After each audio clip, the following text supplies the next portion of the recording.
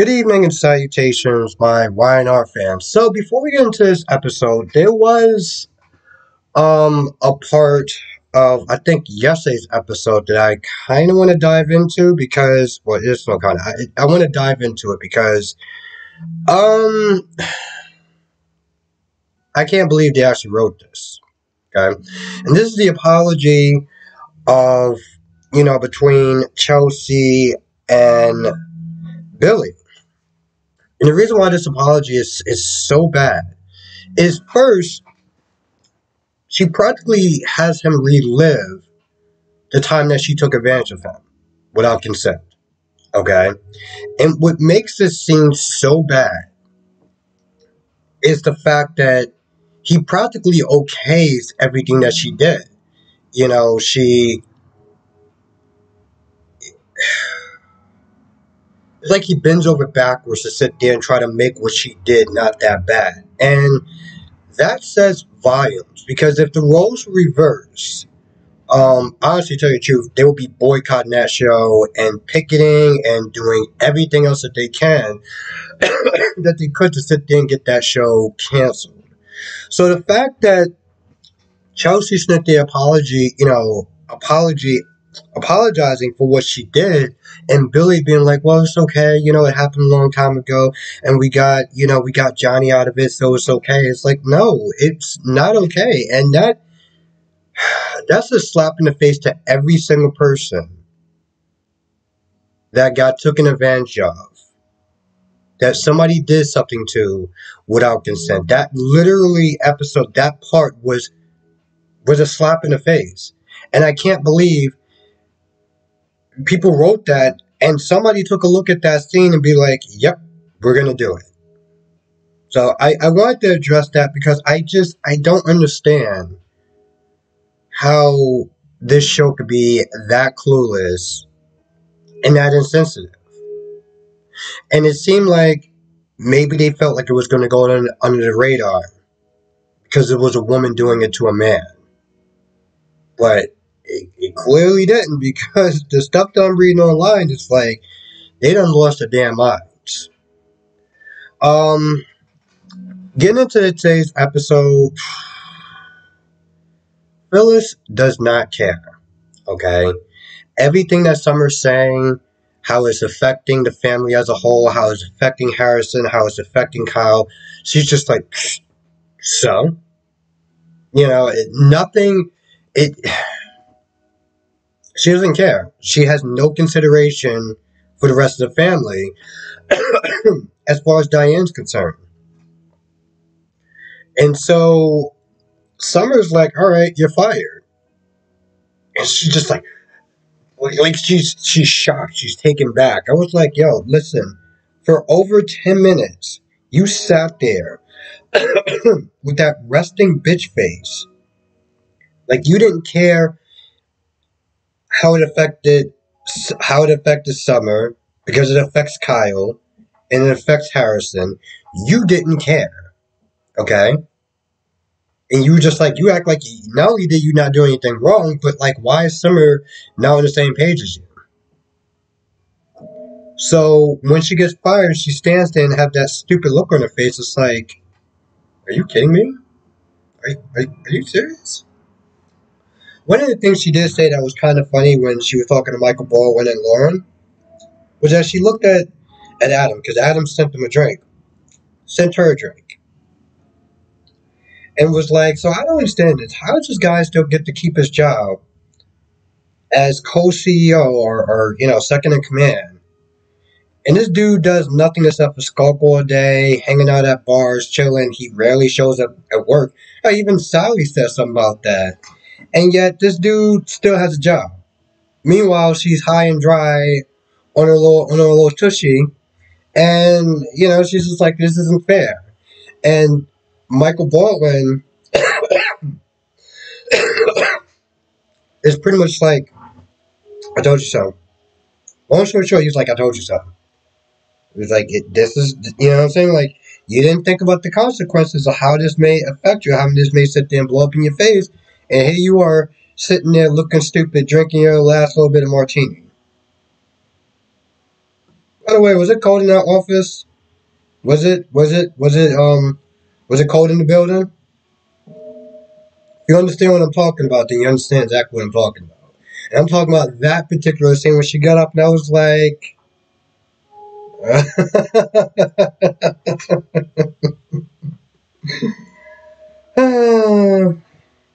because either it's cold or I'm just saying. I'm just saying. I'm not gonna say it, but you watch that scene, you watch Phyllis. When I sit there and say the cold, just take a wild guess what I'm talking about. Now Nikki isn't there talking bad about Sally because it's Thursday, so why not? Sally did this, Sally did that. It's affecting your brother. It's affecting your relationship.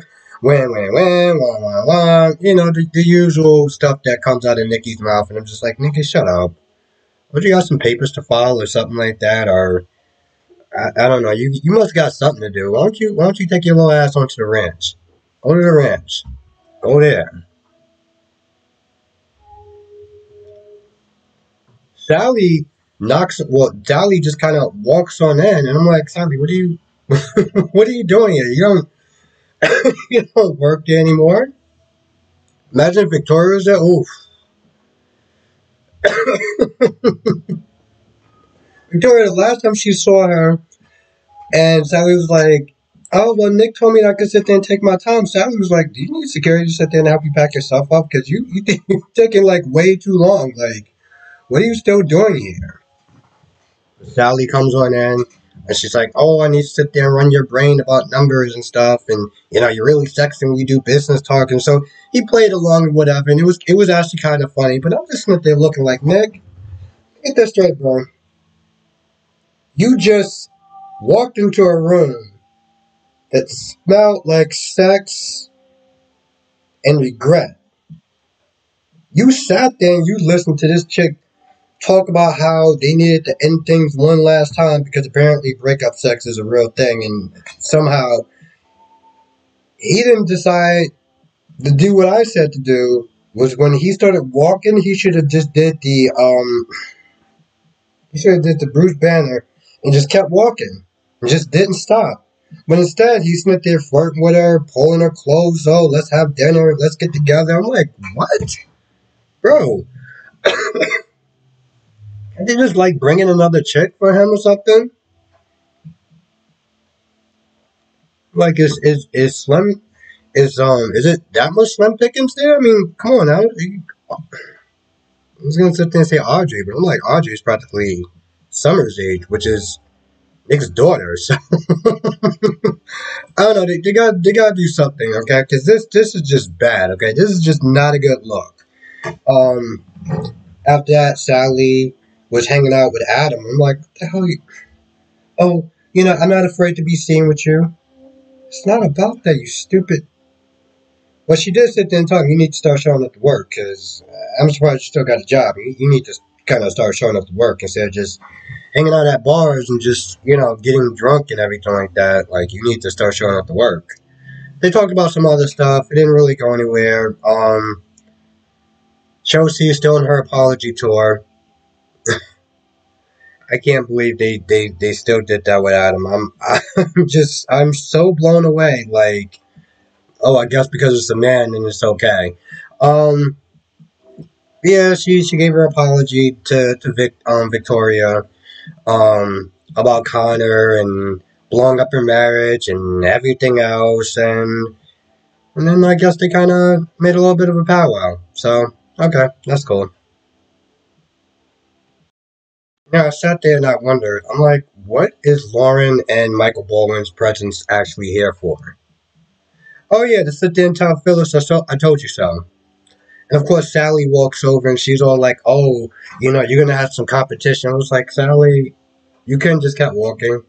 That would have been a lot better. You needed to stop and start talking about bragging about how you're gonna have competition soon. I was like, bro, you don't even your business isn't even up and running yet. What are you talking about? Like, yeah, okay, cool. She's doing an interior design thing, but I'm like, until you start like reducing some work or something like that. You just have a concept and maybe some money.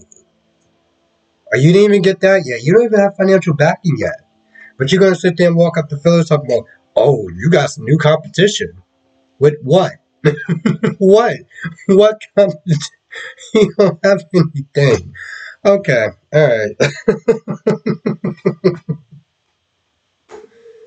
Oh, and because I was actually gonna sit there and forget about Sharon, Allie, and Noah. Noah.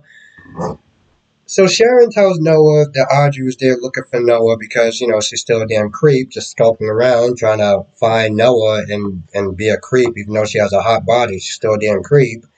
And Noah finally tells Allie that she kissed him and he didn't know if he kissed her back. He was very confused.